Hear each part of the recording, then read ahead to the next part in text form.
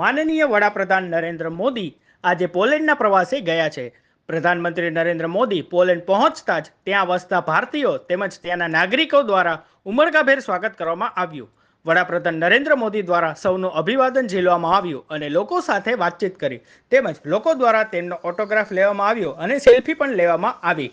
ઉલ્લેખનીય છે કે છેલ્લા 45 વર્ષમાં પહેલીવાર કોઈ ભારતીય વડાપ્રધાન પોલેન્ડના પ્રવાસે ગયા છે।